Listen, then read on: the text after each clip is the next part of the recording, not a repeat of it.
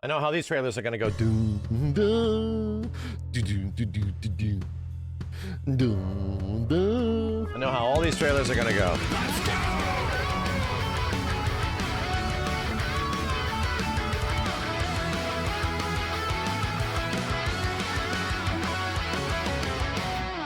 So this was pretty much like, man, unless it's going to be Freeman or one of the other really unique Gauro characters, Hokutomaru felt like he kind of had to be in this game. I made several connections off seeing stuff on Twitter. I'm like, I didn't realize this guy was an Andy-like, but he totally is. He's an Andy Mai-like, according to the chat. And he looks kind of cool. They aged him up a little bit. Seemingly did something with him in lore that pushed all the characters forward just a smidge. Yeah, let's take a look at this because I'm pretty sure Hokutomaru is like the final character for the launch of Fatal Fury. I think so. Let's take a look. I know how these trailers are going to go. Do do do do do do do do do.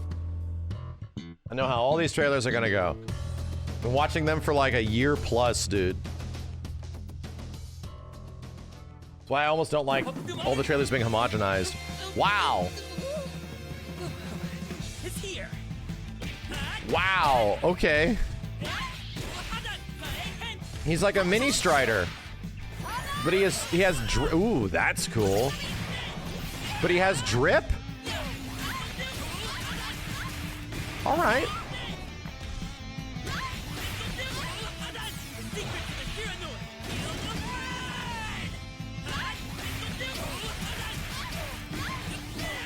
Okay. Okay. All right. All right. That was so bad! So long. This is the way it's always been. Yeah, the Super's okay. Super's okay. It looks good.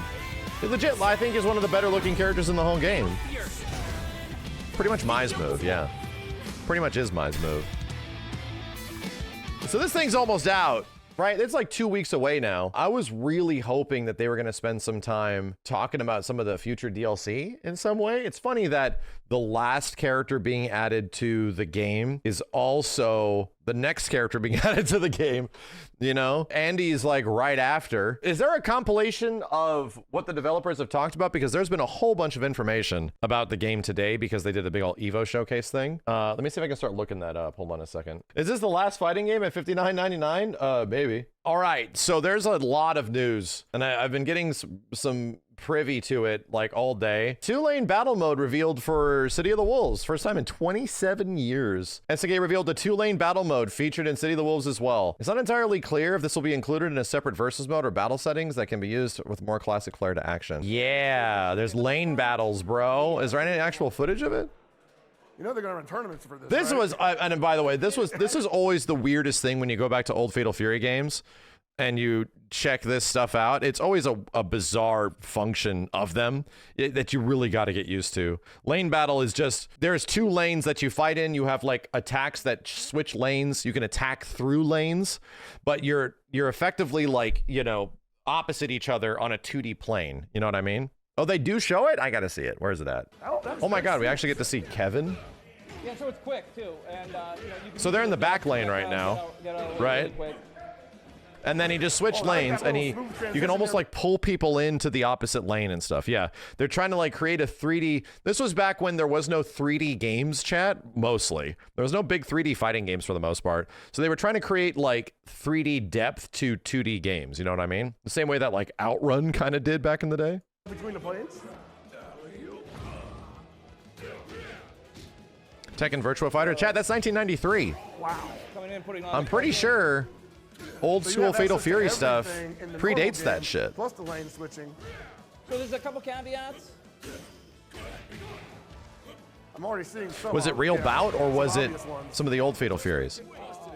They're right around the same time. Oh, okay. So yeah, it's neat.